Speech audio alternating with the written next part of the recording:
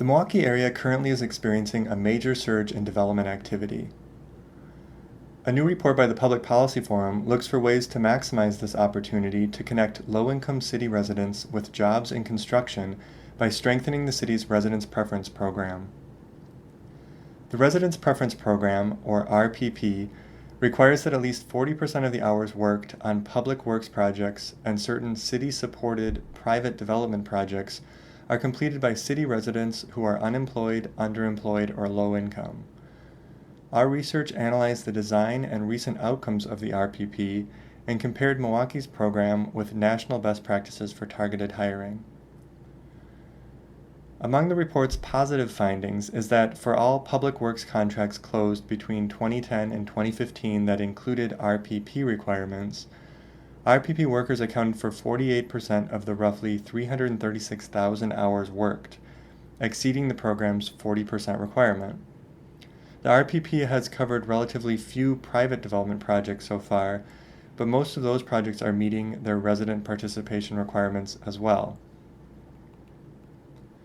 Although well-documented racial disparities exist with regard to employment and income in Milwaukee, we find that the demographic breakdown of RPP workers active on recent public works projects includes roughly equal numbers of whites, blacks, and Latinos, which generally mirrors the city's population as a whole.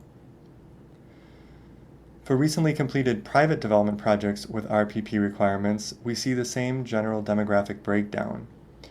These figures show that the program is not specifically targeting minority unemployment, which some community leaders believe is and should be a primary objective.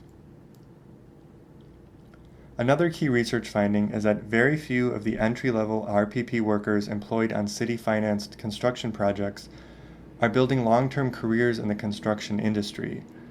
In fact, since 2010, only 5% of the RPP workers active on public works projects were engaged in apprenticeship programs, which are the traditional pathway toward a career in the construction trades. The same was true for only 3% of those employed on city-supported private development projects in 2014. Across the country, other targeted hiring programs are utilizing effective strategies that could help address some of the RPP's limitations. For example, the City of Oakland, California supports long-term career development by requiring that 15% of the workers on projects covered by its targeted hiring program are apprentices. Since racial minorities and women are underrepresented in the construction trades, the City of Minneapolis has established hiring goals based on race and gender that are being met on the massive Viking Stadium currently under construction. Establishing such goals can be legally complicated, but other U.S. cities have shown it can be done. Since many different stakeholders are affected by targeted hiring programs, from contractors to organized labor to neighborhood groups advocating for their residents, several local governments around the country, including the City of San Francisco, have established advisory committees that allow a diverse set of stakeholders to communicate and help guide program development. A similar approach could be effective here.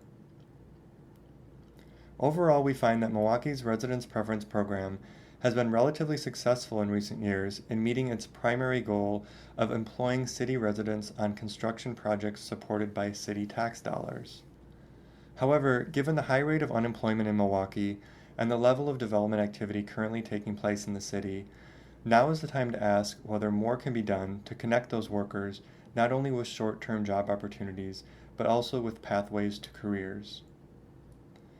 For more information about Milwaukee's Residence Preference Program and best practices for targeted hiring, read the full report at publicpolicyforum.org.